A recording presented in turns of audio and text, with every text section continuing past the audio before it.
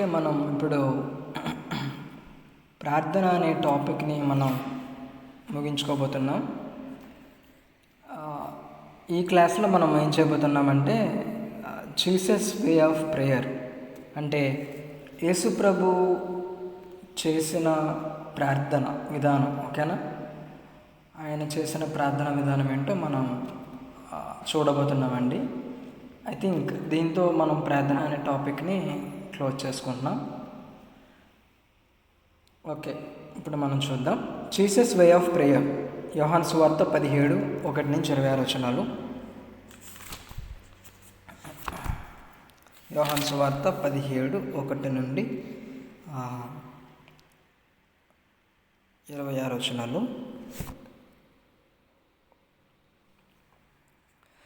Okay, ఇప్పుడు మనం ఇందులో నేను ఇక్కడ రాశాను చూడండి. హైదర్ అబ్జర్వ్ 3 things. మనం 3 విషయాల్ని మనం అక్కడ చూడబోతున్నాం. ఆ 3 విషయాలు కూడా చాలా అద్భుతంగా ఉంటాయి. అక్కడ యేసుప్రభువు వారు ఏ విధంగా ప్రార్థన అనేది చేయాలని చెప్పి చూపించారో. ఫస్ట్ పాయింట్ మనం చూస్తే కనుక Jesus prayed for himself 1-5. Jesus prayed for his disciples. Okay, third point చూస్తే కనుక Jesus prayed for this world 20-26. దాని తర్వాత ఇటు పక్కన రైట్ సైడ్ బ్లూ మార్క్లో ఉన్నాయి, మనం తర్వాత చూద్దాం. ఫస్ట్ వీటిని మనం చూడడానికి ప్రయత్నం చేద్దామండి. ఓకే, ఇప్పుడు నేను వాక్య భాగాన్ని చదువుతున్నాను, మీరు కూడా బైబిల్స్ తెరచి వాక్య భాగాన్ని చూడండి. First one, Jesus prayed for himself 1-5. యేసు ఈ మాటలు చెప్పి ఆకాశం వైపు కన్నులైతే ఇట్లనెను, తండ్రి, నా గడియ వచ్చి ఉన్నది. నీ కుమారుడు నిన్ను మహిమపరచునట్లు నీ కుమారుని మహిమపరచుము. నీవు నీ కుమారునికి ఇచ్చిన వారికి అందరికీ ఆయన నిత్య జీవము అనుగ్రహించినట్లు సర్వ శరీరం మీదను ఆయనకు అధికారం ఇచ్చితివి. అద్వితీయ సత్యదేవుడువైన నిన్ను నీవు పంపిన యేసుక్రీస్తును ఎరుగుటయే నిత్య జీవము. చేయుటకు నీవు నాకు ఇచ్చిన పని నేను సంపూర్ణముగా నెరవేర్చి భూమి మీద నేను మహిమపరిచితిని. తండ్రి, లోకము పుట్టక మునుపు నీ యొద్ద నాకు ఏ మహిమ ఉండెనో ఆ మహిమతో నన్ను ఇప్పుడు నీ యొద్ద మహిమపరచుము. ఓకే, ఇది యేసు ప్రభు వారికి తండ్రి అప్పగించిన పని నిమిత్తం ఏమండి అసైన్మెంట్ కోసం, దాని తర్వాత ఆ మిషన్లో జరగాల్సిన థింగ్స్ ఏమండి ఇక్కడ యేసు ప్రభు వారు ఆయన కోసం ప్రార్థన చేయడం, అంటే నేను ఇది కంప్లీట్ చేసా, అకాంప్లిష్మెంట్. ఓకే, అంటే ఆయన సమాప్తం చేశా అని చెప్పి ఆయన చెప్పడం జరుగుతుంది. ఇక్కడ యేసు ప్రభు వారు ఏమండి ఆ విషయంలో ప్రార్థన చేస్తున్నారు. సెకండ్ పాయింట్ మనం చూద్దాం. Jesus prayed for his disciples 6-19.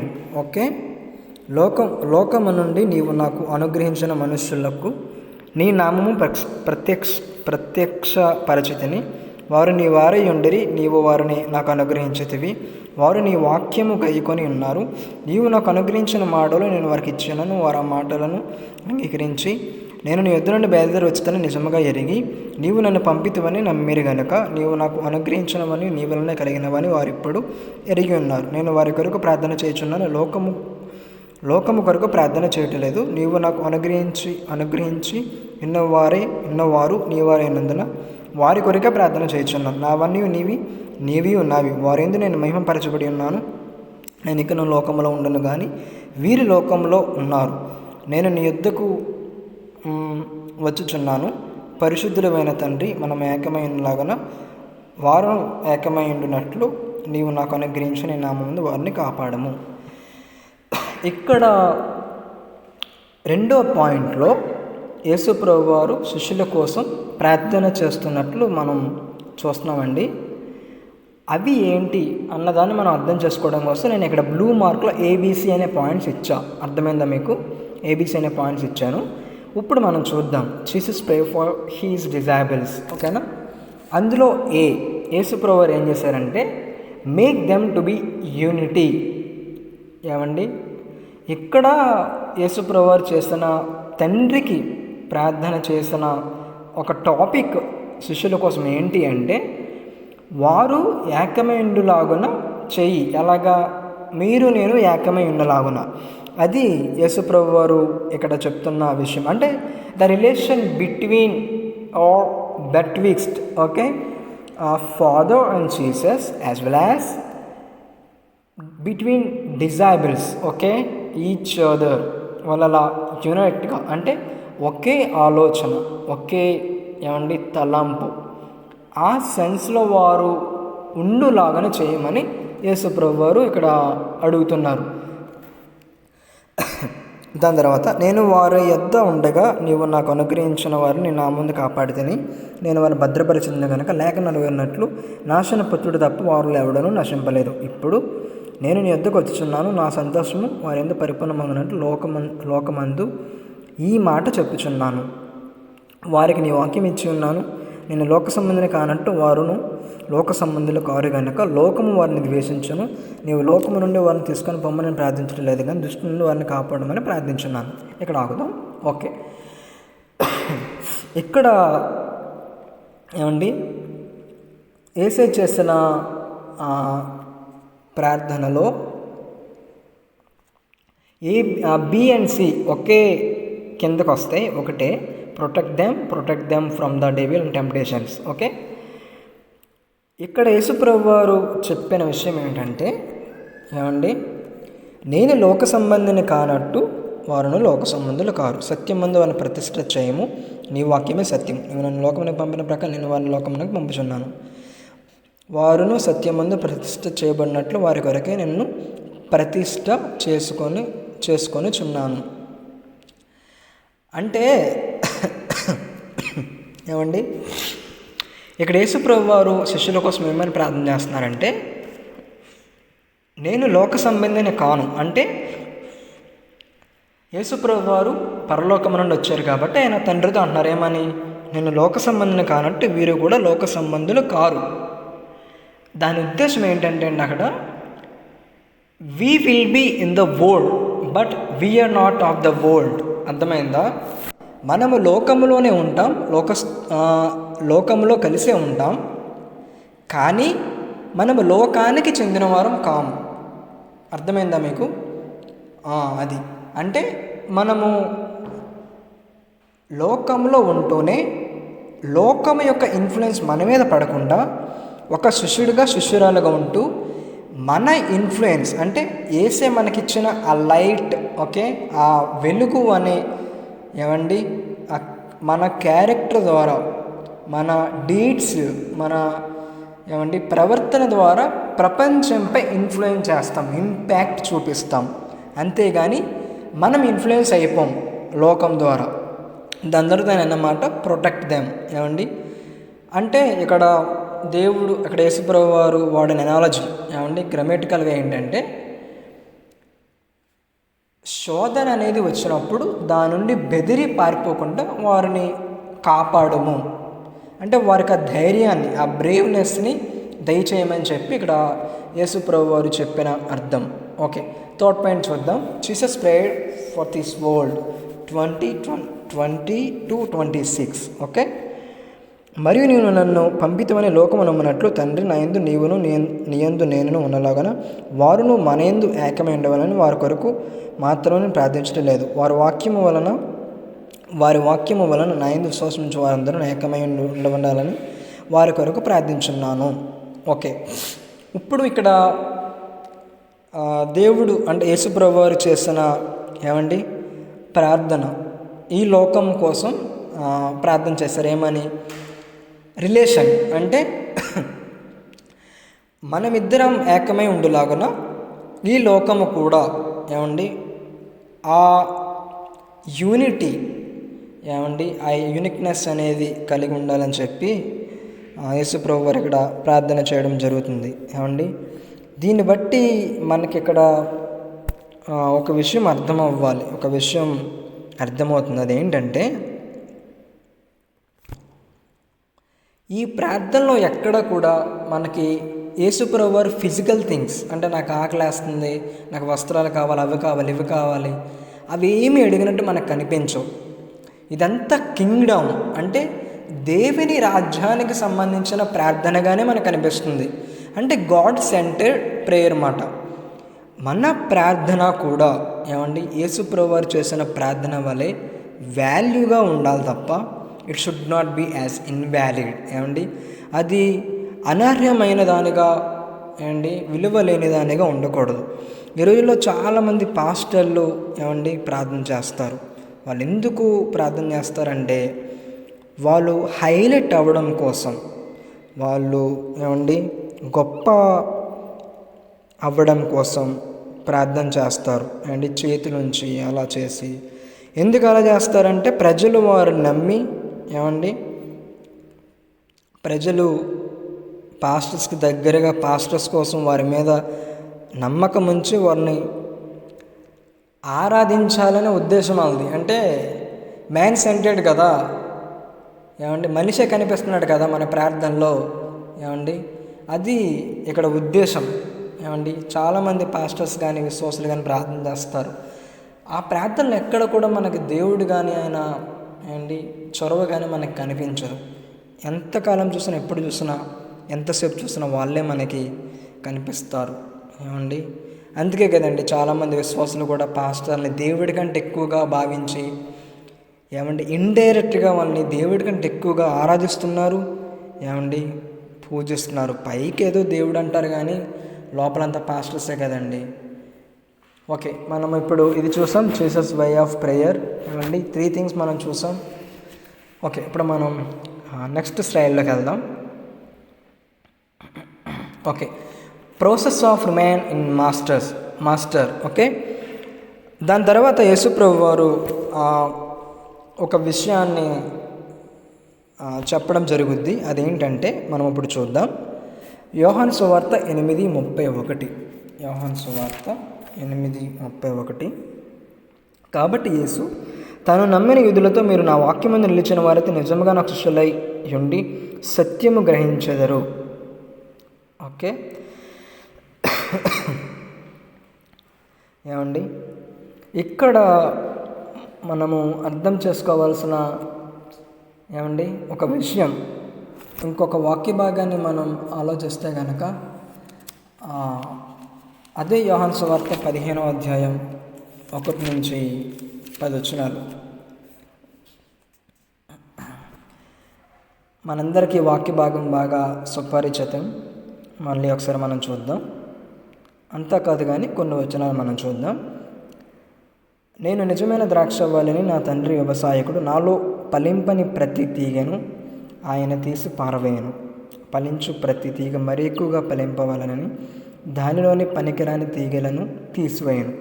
నేను మీతో చెప్పిన మాటను బట్టి మీరు ఇప్పుడు పవిత్రులై ఉన్నారు. నా యందు నిలిచి ఉండి మీ యందు నేను నిలిచి ఉందును. తీగ ద్రాక్షవల్లి నిలిచి ఉంటేనే కానీ తనంతట తానే ఎలాగో ఫలింపదు, అలాగే నా యందు మీరు నిలిచి ఉంటేనే కానీ మీరు ఫలింపరు. ఏమండి ఓకే, ఇక్కడ మనకు అర్థమవుతుంది Jesus is true vine. Okay, మనం ఫస్ట్ వన్ చూస్తే కనుక యేసు ప్రభు నిజమైన ద్రాక్షవల్లి. Father is gardener. ఏమండి గార్డెనర్ ఎవరంటే తండ్రి. Okay, a disciple have to remain and like to remain in him. Okay, ఏమండి మనము దేవునిలో నిలిచి ఉండడానికి, ఆ ప్రాసెస్లో అండి దేవుని వాక్యమందు నిలిచి ఉండడానికి మనం అంగీకరించాలి. దానికి మనం ఏమండి ఒప్పుకోవాలి, నిలిచి ఉండడానికి ఇష్టపడాలి. యేసు ప్రభు ఆయన వాక్యమందు నిలిచి ఉండమని ఇక్కడ ఈ విషయం చెప్తున్నాడు. ఎలా నిలిచి ఉండాలో ఒక ప్రాసెస్ని కూడా ఆయన మనకి ఏమండి చెప్పడం జరిగింది. మనము ఎక్కువగా ఫలించాలి అంటే, ఫలించడం అంటే ఇప్పుడు చాలామంది ఏమనుకుంటారంటే బిల్డింగ్లు కట్టుకోవడం, ఏమండి మేళ్ళ మీద మేళ్ళ కట్టుకోవడం, కోట్లు దాచుకోవడం, బంగారం వజ్రాలు కొనుక్కోవడం, అది కాదండి దాని ఉద్దేశం. అస్సలు బైబిల్ ఏమండి ఆశీర్వాద కోసం కానీ, దీవెన కోసం కానీ, ఫలించడం కోసం కానీ, ఆ యొక్క నిర్వచనం, ఆ యొక్క ఎనాలజీ కానీ ఇవ్వదు. అది మన అండర్స్టాండింగ్స్ తప్ప బైబిల్ ఎప్పుడు కూడా అలా ఎప్పుడు బోధించదండి. అది మన యొక్క తప్పు మాత్రమే, అంటే మన యొక్క రాంగ్ అండర్స్టాండింగ్ తప్ప బైబిల్ అలా చెప్పదు. ఎందుకు ఇక్కడ యేసుప్రభువారు మనల్ని నిలిచి ఉండమంటున్నారు ఆయనలో అంటే, మనము బహు ఎక్కువగా ఫలించాలని మనలో ఉన్న ప్రతి చెడ్డ తీగను చెడు విషయాలను ఆయన తీయాలని మనలో చాలా చెడ్డ విషయాలు ఉంటాయి, చెడ్డ లక్షణాలు చేదు విషయాలు మనలో ఉంటాయి, ద్వేషం కానీ కోపం కానీ శారీరక క్రియలు. వీటిని దేవుడు మన జీవితంలో నుంచి తీయాలి అంటే మనము అంటుకట్టబడి ఉండాలి. మీకు బాటనీ తెలిసి ఉంటే కనుక, ఎస్పెషల్లీ మనకి సైన్స్లో 7th క్లాస్ 6th క్లాస్లో ఇంకా ప్రీవియస్ స్టాండర్డ్స్లోనే ఉంటుంది.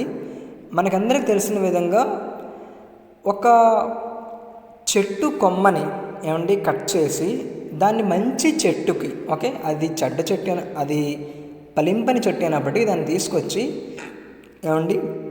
దీనికి అటాచ్ చేస్తే మనకు తెలుసు దాని యొక్క కాన్సిక్వెన్స్ ఎలా ఉంటుందో, దాని యొక్క రిజల్ట్ ఎలా ఉంటుందో. చక్కగా ఫలిస్తుంది, దాని టేస్ట్ మారుతుంది,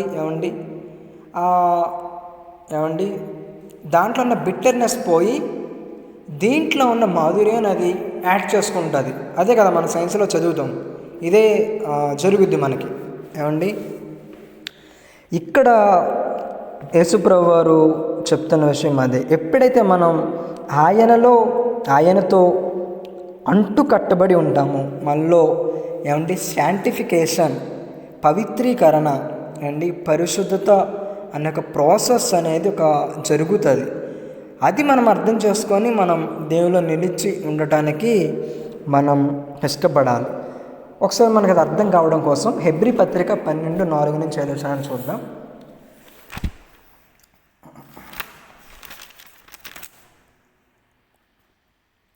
మీరు పాపముతో పోరాడుటలో రక్తము కారునందుకు ఇంకా దానిని ఎదిరింపలేదు. మరియు నా కుమారుడా, ప్రభువు చేయు శిక్షను తృణీకరించకము, ఆయనని గద్దించినప్పుడు విసుకకము. ప్రభు తాను ప్రేమించు వానిని శిక్షించు, తాను స్వీకరించు ప్రతి కుమారుని దండించను. ఆయన కుమారులతో సంభాషించినట్లు మీతో సంభాషించు ఆయన హెచ్చరికను మరచితిరి. ఇక్కడ మనకి ఒక విషయం అర్థం కావాలి. అదేంటంటే, యేసుప్రభు వారు ముందు యోహాను సువార్త 17వ అధ్యాయంలో డిజేబుల్స్ కోసం ప్రార్థన చేసినప్పుడు అక్కడ కూడా మనకు ఒక విషయం అర్థం కావాల్సింది ఏంటంటే, దీంతో పాటు ఆయనలో అంటుకట్టబడి ఉండమన్నాడు అంటే యేసుప్రభు వారు అంటే దేర్ ఇస్ ఎ ప్రాసెస్. అంటే ఏంటది? మనల్ని పవిత్రపరుస్తున్నాడు, మనల్ని శుభ్రం చేస్తున్నాడు. అంటే ఇంకా మన క్లారిటీ కావాలంటే డిసిప్లైన్ చేస్తున్నాడు. డిసిప్లైన్ అన్నది చాలా ఇంపార్టెంట్ మన జీవితంలో, చాలా అంటే చాలా ఇంపార్టెంట్ అది. ఇక్కడ దేవుడు మనల్ని డిసిప్లైన్ చేయడానికి ఇష్టపడుతున్నాడు. దేవుడు మనల్ని క్రమశిక్షణలో పెడుతున్నాడు, సరి చేస్తున్నాడని గమనించి దీనికి నేను లేదా మనము సహకరించాలి.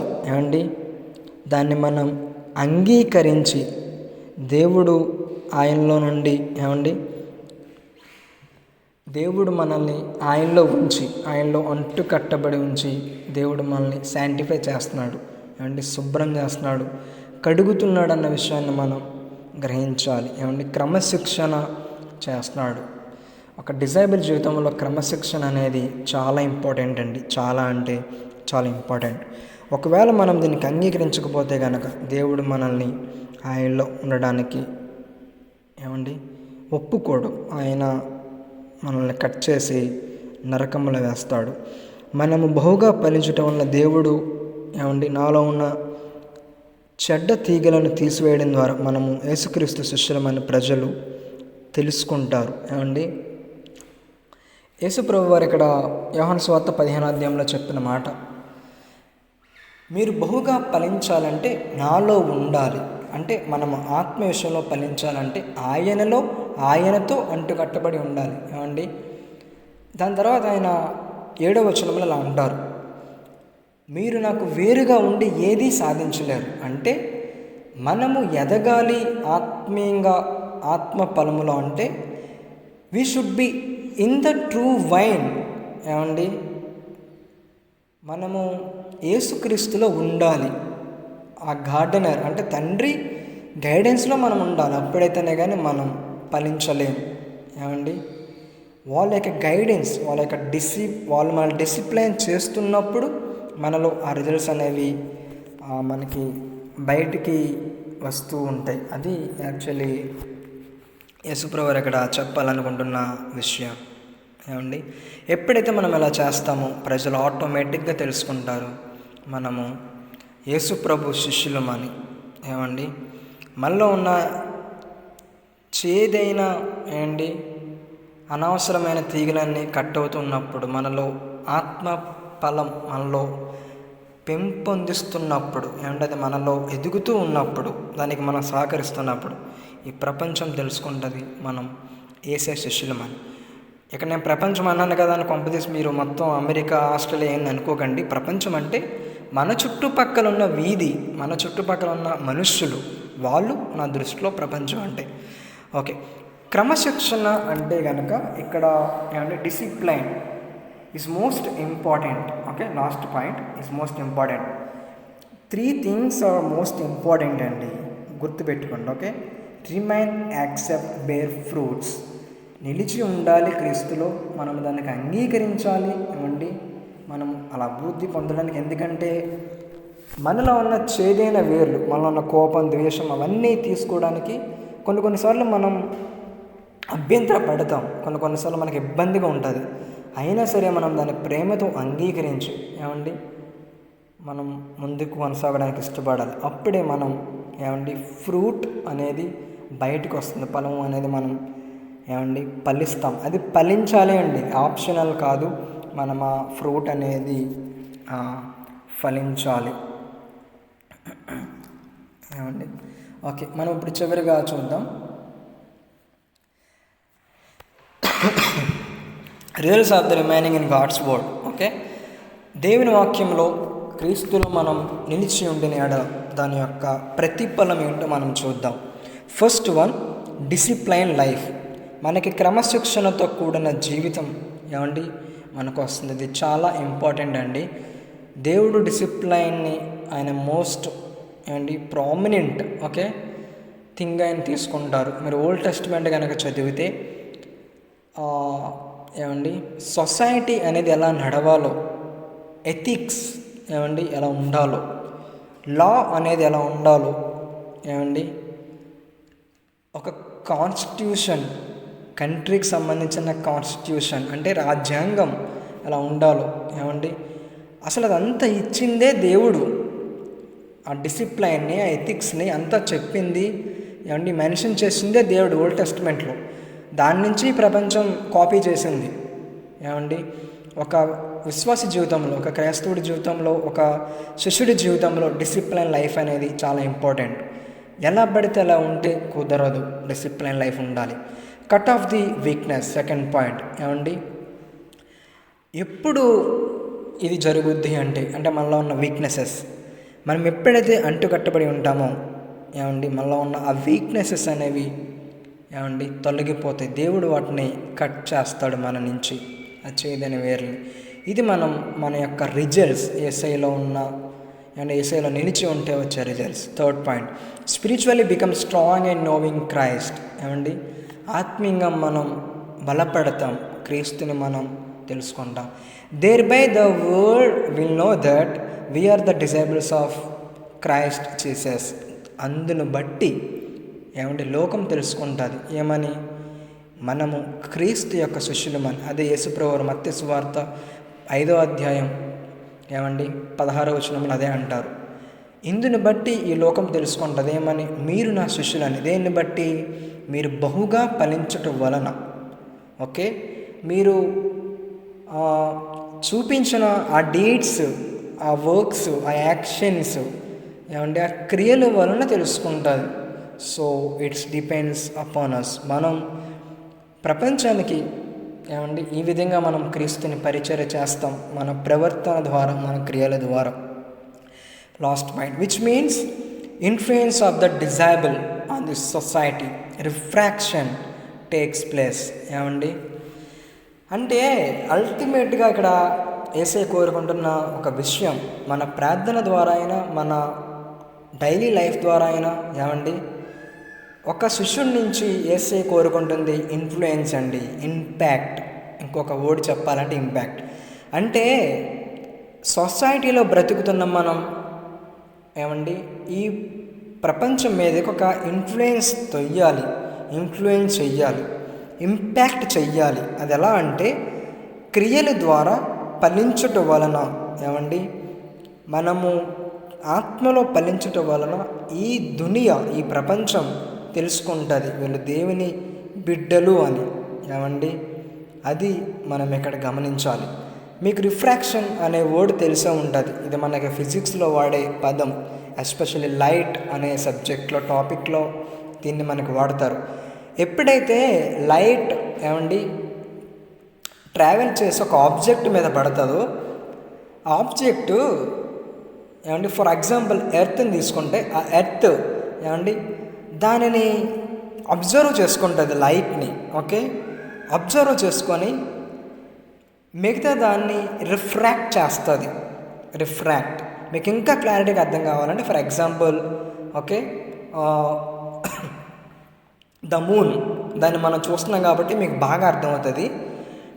మూన్ సూర్యుడి దగ్గర నుంచి, అంటే చందమామ సూర్యుడి దగ్గర నుంచి వచ్చే ఆ లైట్నే, వేడిని అబ్జర్వ్ చేసుకొని నైట్ టైం మనకి ఆ వేడిని ఏమండి ఆ లైట్ని రిఫ్రాక్ట్ చేస్తుంది. అదే మనం ఏమండి పొందుతున్నాం, ఆ లైటే మనకి వస్తుంది. అదేవిధంగా ఒక శిష్యుడి జీవితంలో ఏమండి ఆ రిఫ్రాక్షన్ అనేది చోటు చేసుకుంటుంది. ఇది రక్షణ సమయంలో జరిగే విషయం. అప్పటి నుండి ఏమండి మనము ఈ లోకంపై ఆ వెలుతురుని ఏమండి క్రీస్తు వెలుతురుని, ఇది మన వెలుతురు కాదు, ఇది మన ఇన్ఫ్లుయెన్స్ కాదు, అది దేవునిది. ఏమండి దానిని మనం లోకంపై రుద్దుతాం, దాన్ని మనం లోకంపై ఏమండి చూపిస్తాం. ఏమండి ఇది actually results of the remaining in God's word. ఇలా మనం చేయాలి. ఏమండి ఫైనల్గా నేను ఈ విషయాలు చెప్పి ఇక్కడ ముగించాలని ఆశపడుతున్నా. స్టూడెంట్ మాస్టర్కి ఒబే అయితే మాస్టర్ ఏమండి స్టూడెంట్ని క్రమశిక్షణ ఏమండి చేయగలడు. స్టూడెంట్ క్రమశిక్షణ అంగీకరిస్తే మాస్టర్ క్రమశిక్షణలో పెట్టగలడు. ఏమండి అప్పుడే స్టూడెంట్ నేర్చుకోగలడు, లేకపోతే మాస్టర్ కూడా ఏమీ చేయలేడు. ఏమండి సెల్ఫ్ డిపెండింగ్ అనేది ఆల్వేస్ డేంజర్స్. చాలామంది ఏమంటారంటే నేను ఎవరి మీద ఆధారపడను, నా మీద నేను ఆధారపడతాను అంటారు. నో అండి, థియాలజికల్గా మాట్లాడాలంటే మనం దేవుని మీద ఆధారపడకపోతే ఏమండి దానికి అసలు అర్థమే లేదు. ఎందుకంటే ఏమండి మన ఉనికే చెప్తుంది ఏమని, మనము ఏమండి డిపెండెడ్. ఓకే, మనం ఆధారపడే స్వభావం కలిగిన మనుష్యులం. అందుకే మనిషి ఒకరిపై ఒకరు ఆధారపడతారు. ఏమండి మనము దేవునిపై ఆధారపడి ఆయన క్రమశిక్షణకు, ఆయన మన క్రమశిక్షణ చేయడం వరకు, డిసిప్లైన్ చేయడం వరకు మనం దాన్ని అంగీకరిస్తే దేవుడు మనల్ని క్రమశిక్షణలో పెట్టి ఏమండి రిజల్ట్స్ని మన నుంచి బయటకు తీయాలని ఆయన కోరుకుంటున్నాడు. ఏమండి ఇప్పటివరకు మనం ప్రార్థన అనే టాపిక్లో ఇన్ని విషయాలు మనం చూడడం జరిగింది. చాలా విషయాలు మీరు నేర్చుకున్నారని అనుకుంటున్నాను. దీని అంతటిని మీరు గుర్తుపెట్టుకోండి. ఫైనల్గా నేను ఇక్కడ ఒక స్టేట్మెంట్ని అండి వాడి ఇలా చెప్పి నేను క్లాస్ని ముగిస్తాను. అదేంటంటే ఒక థియాలజీని ఇలా అంటారు, ఆయన పేరు నాకు అంత ఐడియా లేదు కానీ ఆయన చెప్తాను. ప్రేయర్ ఈజ్ లైక్ బ్రెత్ అంటూ ఏ క్రిస్టియన్. ఓకే, ప్రార్థన అనేది ఒక విశ్వాసకి, ఒక శిష్యుడికి శ్వాస, ఊపిరి లాంటిది. ఒక మనిషికి ఊపిరి లేకపోతే ఎలాగైతే చచ్చిపోతాడో, ఎలాగైతే ఉండలేడో, అదేవిధంగా ఒక మనిషికి, ఒక క్రైస్తవుడికి, ఒక శిష్యుడికి ప్రార్థన అనే అలవాటు లేకపోతే, ఆ లైఫ్ స్టైల్ లేకపోతే, ఆ గుణలక్షణం లేకపోతే ఆ వ్యక్తి అసలు ఊపిరి కలిగి ఉన్నట్టే కాదు. అది ఆథర్ చెప్పిన స్టేట్మెంట్. అంటే ఒక మనిషి ఊపిరి తీసుకుని ఎలాగైతే వదులుతాడో, అలాగే ఒక విశ్వాసకు కూడా ప్రార్థన అలా అవ్వాలి. అటువంటిదే ప్రార్థన. ఇప్పటివరకు మీరు ప్రార్థన అనే విషయంలో, ఆ టాపిక్లో మీకు తప్పుడు అభిప్రాయం ఉండుంటే, మీకు తెలియకపోయి ఉండుంటే, ఇప్పటికైనా తెలుసుకున్నారు కాబట్టి, దయచేసి మంచి అభిప్రాయం మీకు ఉంది కాబట్టి ఇప్పుడు దేవుడు అంటే ఏంటో అర్థమయ్యారు, ప్రార్థన అంటే ఏంటో అర్థమైంది. సో ఆ రిజల్ట్స్ మీకు మీ జీవితంలో రావాలి అంటే వీటిని అంగీకరించి అప్లై చేస్తేనే కానీ సాధ్యం కాదు. ఒక విశ్వాసకి ప్రార్థన అనేది ఊపిరి లాంటిది. అది మనకి ప్రతి క్షణం, ప్రతి సెకండ్, మిల్లీ సెకండ్ మనకి ఊపిరి ఎంత అవసరమో నేను అదే మీకు చెప్పా. ప్రార్థన అనేది ఒక పర్టిక్యులర్ ప్లేస్కి, అంటే ఒక ప్రత్యేకమైన స్థలానికి, సంఘానికో, చర్చుకో, ఒక రూముకో సంబంధించింది కాదు. లేదా నైట్ 9 ఉదయం 7 లేదా తెల్లవారుజామున 3 5 రాత్రి 10 12 సంబంధించింది కాదండి. There is no restrictions like that. Okay, అందుకే పౌలు గారు అన్నారు, ఎడతెగక ప్రార్థన చేయుడు. అక్కడ వాడిన పదం రిపీటెడ్లీ. అది కంటిన్యూస్గా జరుగుతూనే ఉంటుంది, దానికి స్టాప్ ఉండదు. మన మనసులో, మన ఆత్మలో మనం ఎప్పుడు ఆ ప్రార్థన జరుగుతూనే ఉంటుంది. మీరు వంట చేసినా, మీరు కూరగాయలు కోసినా, మీరు వాష్రూమ్కి వెళ్ళినా, మీరు ప్రయాణం చేసినా, మీరు పని చేస్తున్నా, మీరు కార్ డ్రైవింగ్ చేస్తున్నా, ఆటో డ్రైవింగ్ చేస్తున్నా, మీరు ఏం చేస్తున్నప్పటికీ మీరు ప్రార్థన చేయగలరు. దానిని ఎవ్వరూ ఆపే శక్తి ఈ ప్రపంచంలో లేదు. అటువంటి భాగ్యాన్ని దేవుడు మనపై మోపారు. కాబట్టి మీకు ఇంతటితో ఈ విషయాలు అర్థమైనని ఆశపడుతున్నాను. జీసస్ వే ఆఫ్ ప్రేయర్, యేసు ప్రభు మనకు చూపించిన ఆ ప్రార్థన విధానం, ఆ మోడల్ మనకు అర్థమైంది. ఆయన చేసిన ప్రార్థనలో శిష్యుల కోసం చేశారు, వరల్డ్ కోసం చేశారు, తన కోసం చేసుకున్నారు. కానీ ఆ విషయాల్లో కూడా మనకు ఎక్కడ మ్యాన్ సెంటర్డ్ ప్రేయర్ అంటే మనిషికి సంబంధించిన థింగ్స్ ఎక్కడా కనిపించలేదు. కానీ యేసుప్రభు చేసిన ప్రార్థనలో కూడా కింగ్డమ్కి, దేవునికే సంబంధించిన విషయాలు మనకు కనిపించాయని చెప్పి మనకి ఇక్కడ చాలా క్లియర్గా అర్థమవుతుంది. మీకు ఇక్కడ అర్థమైందని సంతోషిస్తున్నాను. సంతోషం. ధన్యవాదాలు.